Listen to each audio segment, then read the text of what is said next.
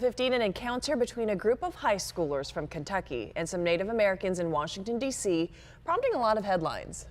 However, some of those headlines and the stories that followed did not paint the entire picture. Here to break it all down, Fox 5 legal analyst Wendy Patrick. Wendy, good morning. Good morning. Oh boy, this is a good example of something happening in social media, going crazy with it. And what happened here? If you can kind of set the foundation for us before we get to the discussion. I think that's a great way to begin, Raul, because this is an example of the social media mob mentality. We've seen this movie before. Yep. We know how this happens. Yep. You know, in court we have something called the rule of completeness, meaning you can't just enter in a snippet of evidence. You have to put enough other evidence to make it at least make sense in context. That's exactly what happened here. You had a little bit of a video that went viral. People jumped all over it. Everybody ran with it.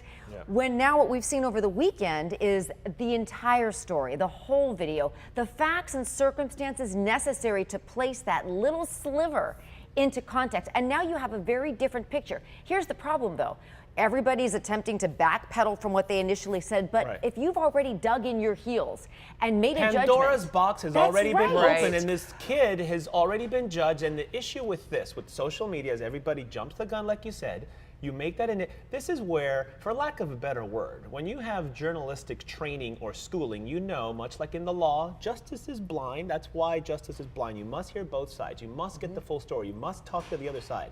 When reporting a story like this, it is our duty and responsibility to make sure you have the full story, what happened before, what led up to it, and that fell apart on all levels with this particular story. Now we're talking about this, and real quick, just in case people are tuning in, they're like, I've kind of seen this video, I haven't really paid attention. Can we just talk about what exactly happened in the video? Absolutely. So a group of Catholic students participated in the March for Life. It was a pro-life march. Yes. And there was also other groups there, and we won't even call them protesters because they were just there for different reasons. Right. What apparently happened is a confrontation between an African-American group and the Catholic teens erupted.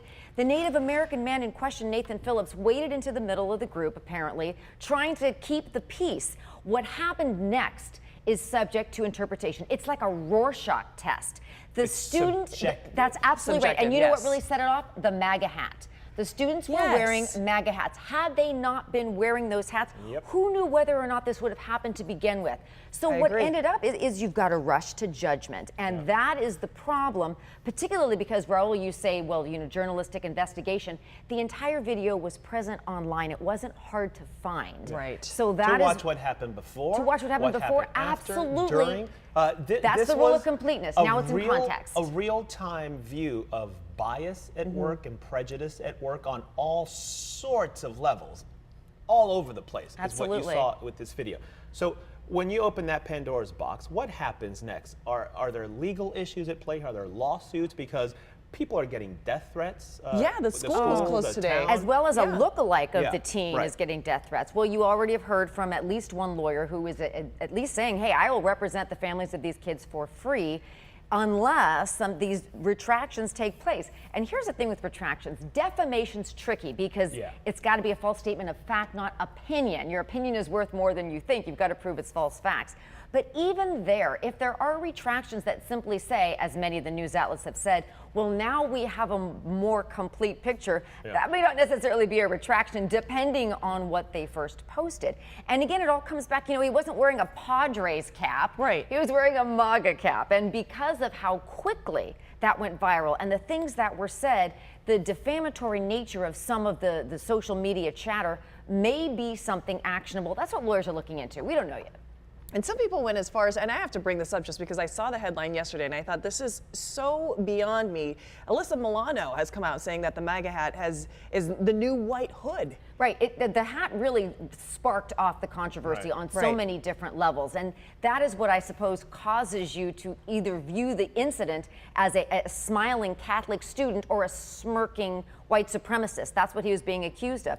Those two polar opposite views are what was at play on social media over the weekend. It's a very big problem. We're all in this industry, and I wanted to ask you your thoughts because when you see it on social media, I think Twitter, I read, suspended the account of whoever first started this. That's right. And it was and the somewhere school's in closed Brazil. today? Yeah. So my question to you is, what bothers me the most is when the legitimate major news outlets jump on this and present it the same way, that's where it becomes a little bit disturbing. What happens in that regard? in terms of, like you said, they can't just backtrack. Oh, we didn't get the full story. You should have gotten the full story to begin with. Right. And it wouldn't have been difficult to do so. And that is why you saw even some of the biggest major news outlets being very careful about the way they reported, to their credit, lots of them. But you can't just get out of everything by saying, quote, if true, right? That reminds us of the other controversy on Friday about and what the president already tweeted Cohen. that there's your Yes. symbol. That's the fake news that he's always talking about. And this is the tweet right here, symbols of fake news and how evil it can be. Yeah, absolutely. You know, and that's one of the things that this incident represents is a larger problem with running with a story before you get the full picture. Absolutely. And jumping to conclusions because somebody's wearing a red hat. Journalists have a responsibility at the end of the day, and they should be getting both sides of the story. We all know that. That's just right. kind of, it's reporting 101. That's right. Real quick, Wendy, I know we can talk more and more about this, but something that just came down. Breaking news from the Supreme Court will now allow the president's ban on transgender military personnel. Real quick, can you just touch on that and what exactly that means? Well, remember that had been, lower courts had said, you know, we're not going to let that be enforced. The high court now in a 5-4 ruling said, no, it can be enforced. The question now is going to be, what does that look like? What does it mean? And there are still challenges in some of the other lower courts based on individuals, which will eventually make its way to the Supreme Court. But remember, given Ginsburg's health issues, she may decide to retire, and then it may even be more of a conservative bent when this issue comes up again, as we all know it will. Yeah. Wendy, Patrick, Lots to talk about. good times. Good times. Thank you for your time as always. Thank you. Appreciate it.